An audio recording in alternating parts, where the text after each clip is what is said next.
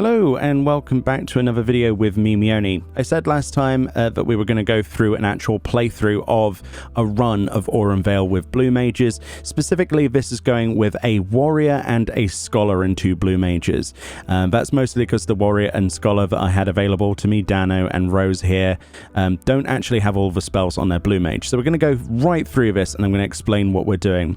So the first thing you want to do as a blue mage is when you run up to the first boss, so you're bringing all of this stuff up to the boss, is you want to swift cast and then missile. You'll see that the boss loses health so quickly. This essentially has a chance to half the boss's health every time. This first boss is missileable. The last boss is not missileable. As you'll see that missile is a single target with this. We also have a thing called launcher as well, which is kind of like the same ability but in amongst large packs of stuff. So we've pretty much used a lot of our instant cast stuff there. So I've used Shiva's ability there, we use Garuda's ability, and we also use Supernaka, which is from Ravana. Those 3 primal abilities, beautiful off globals that you want to be using, but the boss pretty much melted. Next, we're pulling all of this stuff up to the gold vines. You need to clear gold vines to actually be able to open the vines and get to the next areas.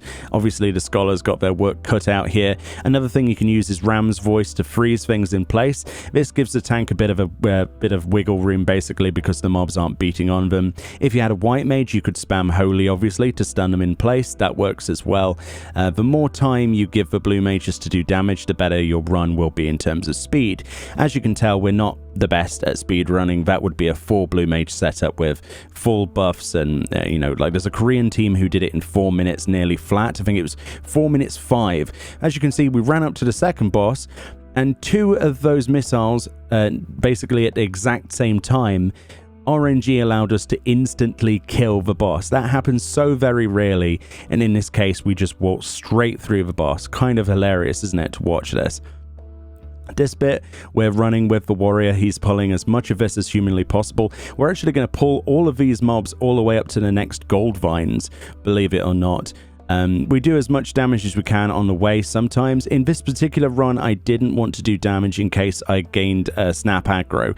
It's very easy to over aggro a tank with tank stance. I know that shouldn't be possible, but it actually is because of the amount of damage blue mage does. So here we are in the gold vine. We're spamming all of our instant casts as well, basically to do damage to all of the ads. It's not perfect by any chance. We're going to be spamming launcher here, which is essentially halving the health of the majority of this stuff here. It's a bit of a mess, but as you can see, we're just AoEing this stuff down. We're trying to plow it down as fast as possible. We're using missile then when the mobs are a little bit thinner to kill off the remaining gold vines and then tap them. The warrior at this point is basically finishing off all the mobs we're halving the health of all the way down. So you're spamming launcher for the majority of ads and then missile on those particular targets. For the last few mobs, we're pulling all these Bane Mites and crap all the way to the last boss. And Miser's Mistress is not cheesable, so I would imagine that, what's it called? Abyssal Transfixion is the sort of go-to ability that I spam. I made a mistake here, I was still pressing Missile. We need to switch to something else here. Obviously, if you've got AoE abilities at this point, you want to AoE these down. The other blue mage was sort of focused on that. I focused on Abyssal Transfixion. Spam basically on Miser's Mistress here to do as much damage. Once the ads are down and the other blue mage or the tank has basically cleared those up, you just keep nailing into that boss. This is the slowest point. As you can see, up to this point we were about 3 minutes into the run, and it's going to take another couple of minutes to actually kill the boss, which is quite humorous how fast we got to this point. So when people said, oh, I'm not sure that a blue mage run of Aurum Vale is actually going to be the fastest thing or the most, you've seen in this video how easy it is. Bear in mind we had a lot of RNG, especially with the second boss getting insta-killed. You can get that RNG for the first and the second boss. It can be a bit glitchy, but essentially missile is your friend. So the abilities I'm using here is the primal abilities like Garuda's, wing, like feather attack with a reticle, the diamond attack from Shiva, Supernaka, Abyssal Transfixion. It's handy to have a raise on your blue mage, but obviously a good run you won't be rezzing. We're just basically doing a bit of a speed run to show you what's possible with a semi-decent group, but we're not any way, shape or form proficient at this yet. This is something we're starting on. As you can see, I'm just using all of those globals whenever they're up, and I'm spamming with Abyssal. Now, as far as I can tell, there isn't any specific ability that you could spam in its place that does any more damage than this. I mean, there might be. Some people in the comment section are sure to correct me on that, but I found using this was the best thing. I didn't really look into it too much.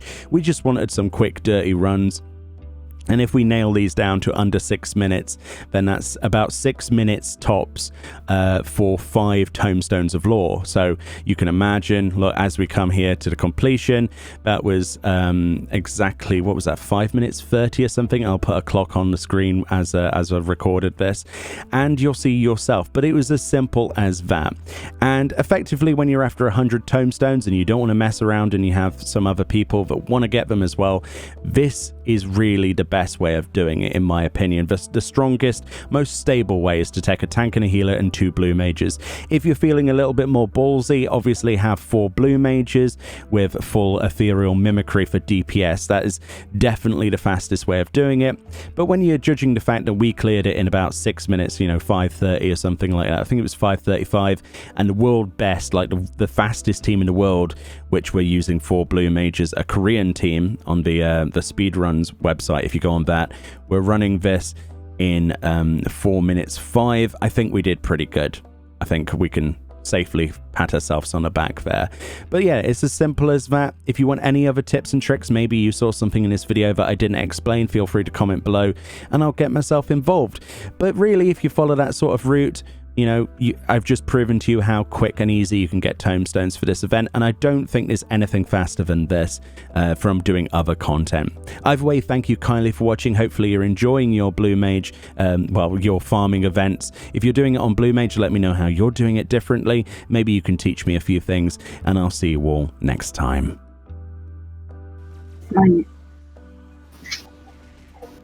What?